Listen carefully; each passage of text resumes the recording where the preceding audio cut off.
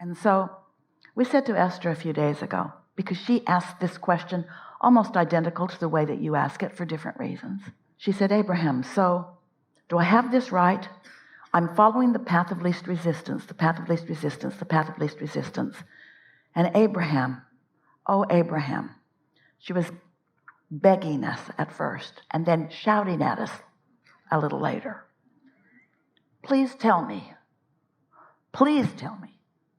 that if I am doing my best to find the path of least resistance, it will lead me to a place of no resistance. What do you think? Seems logical, doesn't it?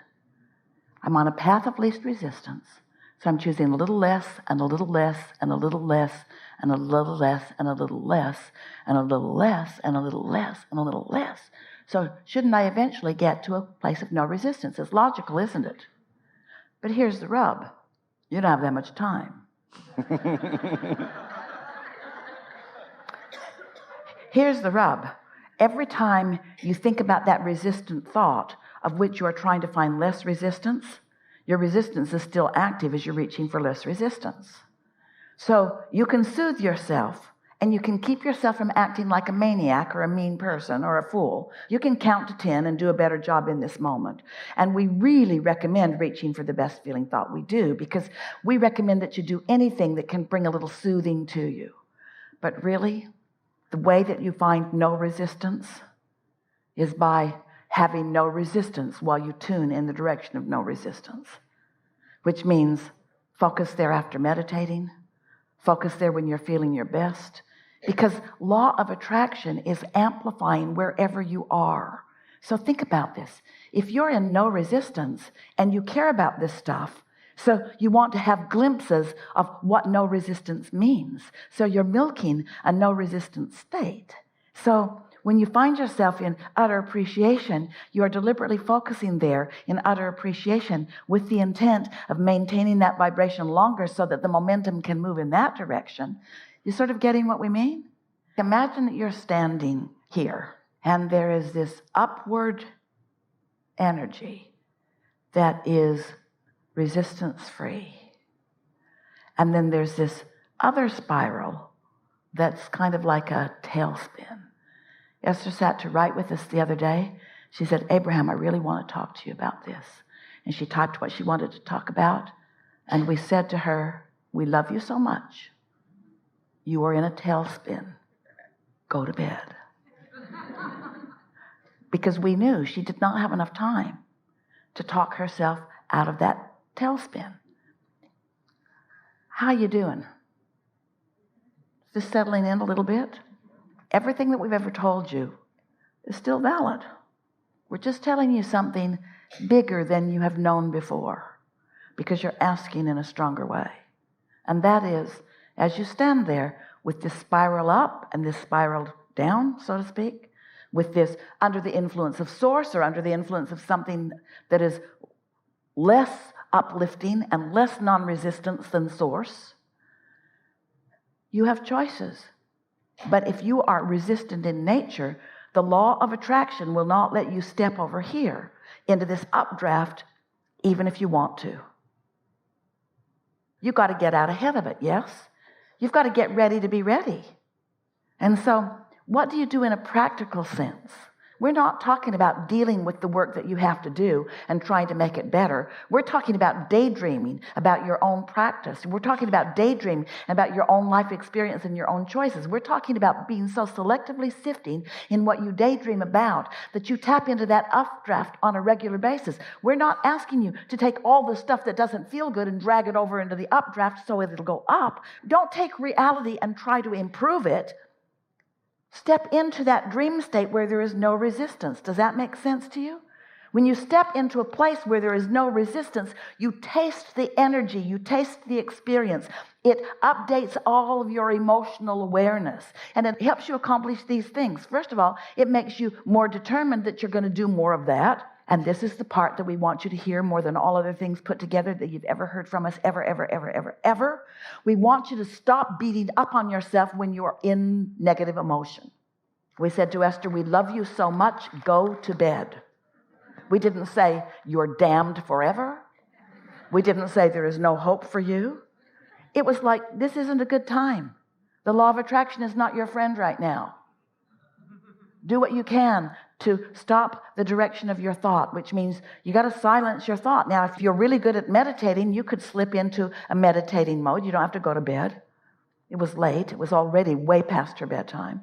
You could sit and you could quiet your mind. And when you quiet your mind, you will catch that updraft. But the fact that you now know that it exists, now when you catch that updraft, when you get into vibrational alignment with who you really are, when you find your place in that non-resistant thought where your mind is still, and then things start to flow through your mind, those things are non-resistant in nature. But you know what they might be about? Fly fishing. They might be about having sex. They might be about pleasurable things that are not related to the work that you're trying to improve. Yeah, they're not related to the work that you're trying to improve, because when you focus upon the work that you're trying to improve, the momentum is already such that you can't do anything about it. Esther and friends were at dinner last night and on a lower deck so that they could see what was happening on the surface of the water. And Esther's been on so many of these ships. She loves it every time. And she especially loves new experiences every time. Lots of dolphins. Have you been seeing them? Oh. Whales? Oh. So Esther is kind of facing the window as she's talking with her friends. And the small boat that switches the pilots, or a special pilot gets on board to leave a harbor and then doesn't stay on. And so they bring the specialists for the right moments in time. So here was that little boat coming to get him. And Esther saw it out there coming toward the ship. And it said pilot on it.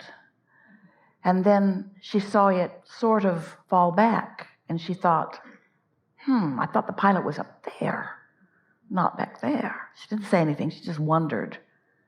And then she thought, maybe I missed what he was really there for, and maybe it's already happened. And then all of a sudden, that boat came with such speed and force up along the side of the ship. And then in a few very short period of time, off it went, and she could see that the pilot was on board, and off they went. And she knew for sure that that little boat had to get up to speed. Not just up to speed, it had to accomplish its momentum that could supersede the momentum of the ship. You see what we're getting at? This ship has already got a lot going on. And so it had to be ready. It had to be up to it. And that's sort of what we're talking about here. This is the way you ready yourself for the currents of the world. You tap in, you get your speed going, and then things that used to bother you don't bother you because they are insignificant in comparison with the power of the energy that you've got flowing through you. Yes? So now what? So it feels like I'm this close to having a life better than almost anybody that I know. And it feels like I just give yourself permission, right? Yes, and you do it in these ways. You do it by, when you're in step one, acknowledging step one is a good thing. In fact, it's what I came for. So stop beating up on yourself when you're in step one. And milk it when you're in step three. Just be so happy. You know the steps? Step one is contrast causes you to know what you don't want and know what you do want. Asking is step one. Step two is when you ask, it is given. Someone should write a book. When you ask, source becomes vibrationally equivalent with what you've asked for. It's done. There's a vibrational realm where what you've asked for, you ask for it and it is done. Now, you might call that a dream state because it is not yet manifested. We call it a reality that you're not really that adept at tuning into, but it is an absolute reality. So step two is the vibrational reality is formed. Your request is answered. And step three is you find yourself in a non-resistant moment where you can receive inspiration and impulses and pleasurable thoughts that are about that. And really being effective at step three is what step four is. Step four is being really good at step three. But what step four is what you may accomplish as a result of this conversation. It's understanding where the energies are. It's understanding what non-resistance is. It's understanding that resistance is a normal thing. It's understanding that resistance isn't a bad thing, but that it's not the thing that you want to be doing all the time. Step 4 is being so good at knowing what your negative emotion means and then finding more opportunity to get out ahead of it. But step 4, which is mastery of alignment, it really is not about moving up the emotional scale in the sense that I'm just going to find a better feeling thought and a better feeling thought and a better feeling thought. What step 4 is understanding that there is a realm where no resistance exists, where your inner being is, and that your inner being is focused upon everything that you want and has that momentum really going well. And step 4 is you learning the tools that get you up to speed with that. And what are those tools? Do you know what they are? Meditation is the best tool of all, because when you really are effective at meditation, you quiet your mind. And when you quiet your mind, your vibration rises. And when your vibration rises, you tune into that. Why would anyone not do that on a really regular basis? That's what we call getting out ahead of it. Daydreaming is that. Do you know that everything that you're creating, whether it's your private practice, whether it's an empire, whether it's a cause or a movement, whether it's a relationship or a magnificent building project, it doesn't matter what it is. Everything that you are creating like that is more than 99% completed before you take the first board and the first nail to build the first structure, or before you get your first employee to assist you with the first thing. Most of the work is done in this vibrational realm. And when you know that, when you know how much you've accomplished, so what we're saying is most of it's done already here, and then all you want to do is get up to speed so that you can witness the birth of it. The birth of this part of it, and the birth of this part of it, and the birth of this part of it, and the birth of this part of it. When you get this picture, and when you understand who you are, and when you understand why you're here, and you understand all of this non-physical consciousness and awareness and interest in you, this non-physical part of you that is so keenly focused upon each and everything that matters to you, the next time you feel negative emotion, you can just say, oh, I got sideways of that, but they're all still doing that on my behalf, and they always will.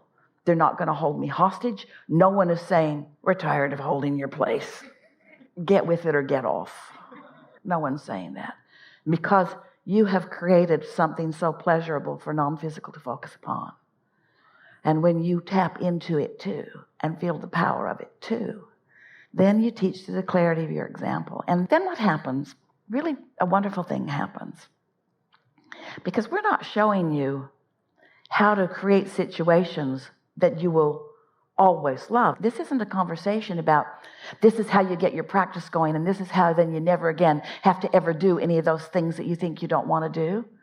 That's not what this conversation is. This conversation is when you come into your true power, you never feel bad about those things that you used to think you shouldn't have to do or that you didn't want to do, because you're looking at it through different eyes.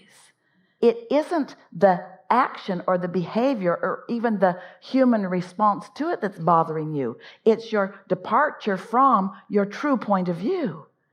Because the more engaged and involved and connected to the true source that is you, that you are, the better you get at that, and therefore the more often those glimpses are your life experience, then the more enjoyment you're going to take from everything. Because then you won't be in a situation where you're experiencing what you have decided is a loss of control.